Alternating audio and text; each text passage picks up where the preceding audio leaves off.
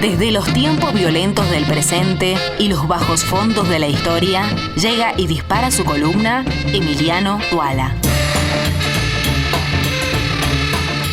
Imaginen que un día despiertan de un coma en un hospital vacío y que cuando salen a la ciudad la descubren desierta, solo habitada por un montón de zombies. Bueno, esto es lo que le pasa a Rick al comienzo de la serie de televisión de Walking Dead, de la cual es uno de los protagonistas. Mis compañeros no la vieron, ¿verdad? No, desconozco. Bien, me han dejado solo en esta columna. Se trata de una ficción distópica basada en un cómic homónimo que cuenta cómo un grupo algo irregular de seres humanos sobrevive en un mundo post-apocalíptico plagado de zombies. Zombies que son la excusa a través de la cual se nos quiere hablar de los seres humanos y su conducta, sus valores, personalidades y capacidades al momento de sobrevivir.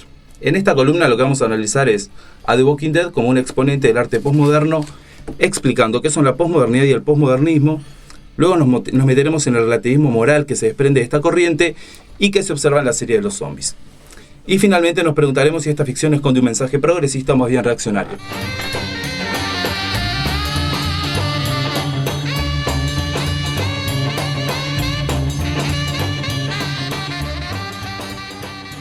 Bien, nosotros acá vamos a hablar de la posmodernidad en tanto corriente filosófica y de sus correspondientes movimientos artísticos y culturales, los cuales se engloban bajo el nombre de posmodernismo.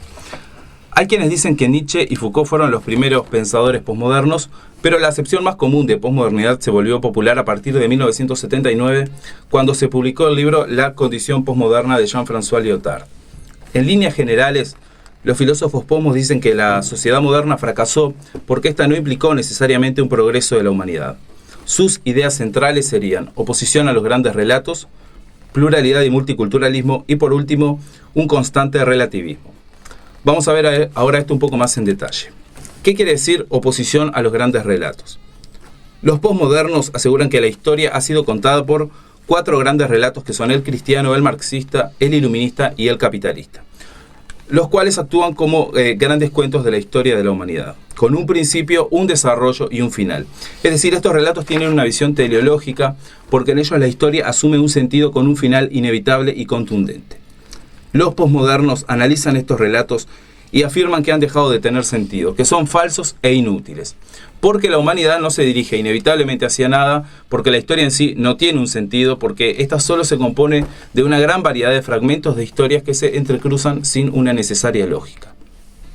Esto es lo que se llama destotalizar la historia, no entenderla como un todo, sino como una gran cantidad de historias que conviven en algo que se le parece al caos.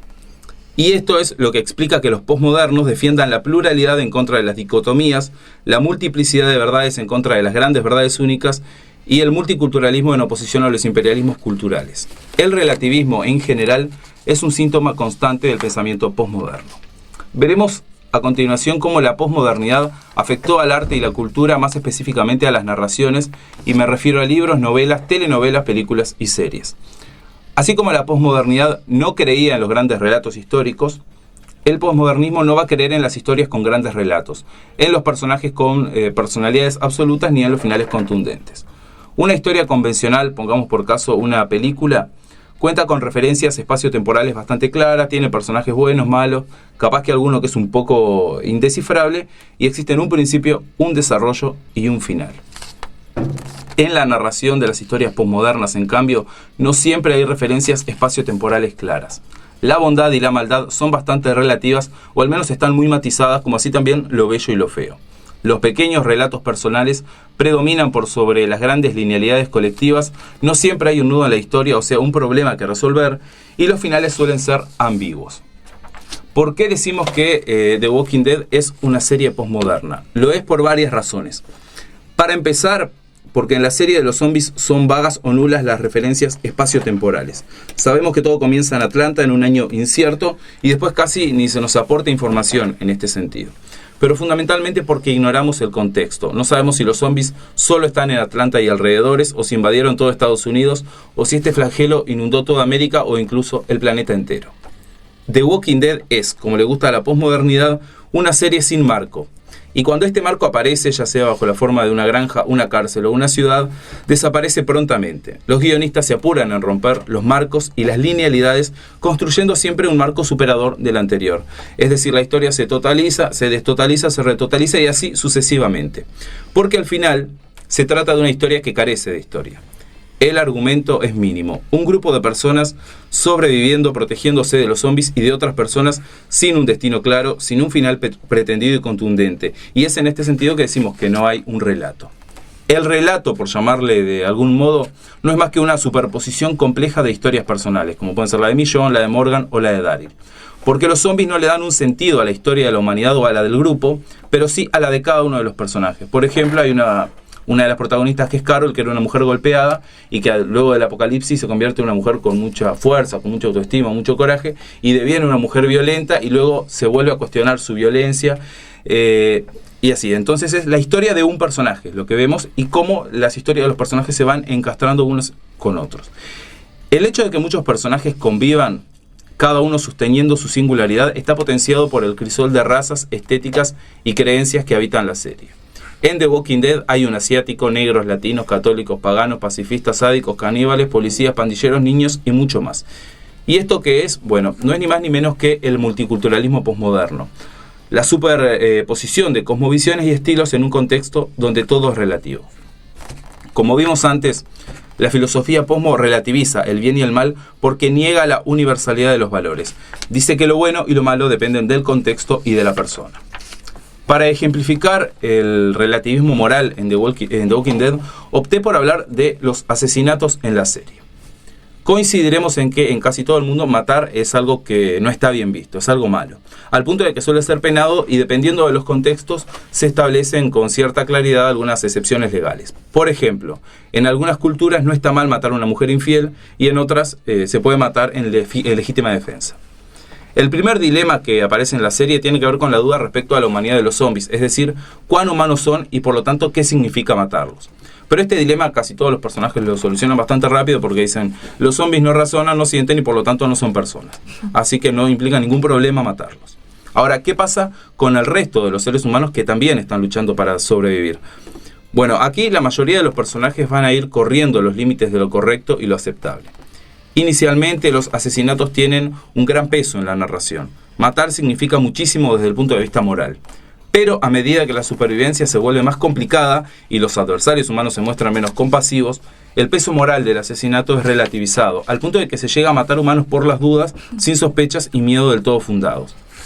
Esta evolución que viven los personajes también la atravesamos los espectadores, que conforme avanza la serie nos vamos volviendo menos contemplativos e incluso reclamamos asesinato. Nosotros nos ponemos frente a la pantalla y le decimos a Rick, que es el protagonista, mátalo porque si no él te va a matar a vos, o va a matar a tu hijo, o va a matar a alguien de tu entorno. También tenemos que reparar en que los escasos personajes pacifistas que existen quedan un poco en ridículo y no generan la misma empatía con el público que sí provocan quienes matan a diestra y siniestra.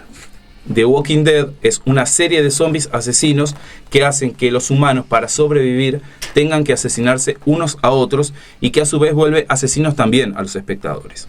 El asesinato entonces, hoy condenado en nuestras sociedades desde lo moral y lo legal, es relativizado en un nuevo contexto caótico y sin leyes. Y esto es una muestra del típico relativismo posmo. El contexto obliga a los protagonistas a matar, del mismo modo que nosotros, que nos metemos en la historia, entendemos que en esas circunstancias matar no es algo que esté necesariamente mal.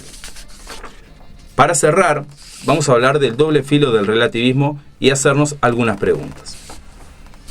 Relativizar, encontrar matices y comprender contextos es siempre muy útil y sano, así que acá apunto para la posmodernidad. Además, admitamos que el posmodernismo le suma pila al arte porque hace que las historias sean mucho más ricas y mucho más complejas y menos predecibles.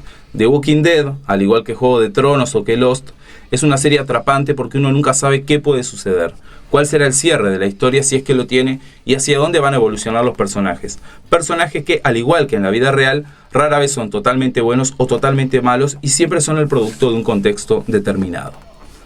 Ahora, este relativismo tiene un doble filo, tiene dos posibles consecuencias o interpretaciones.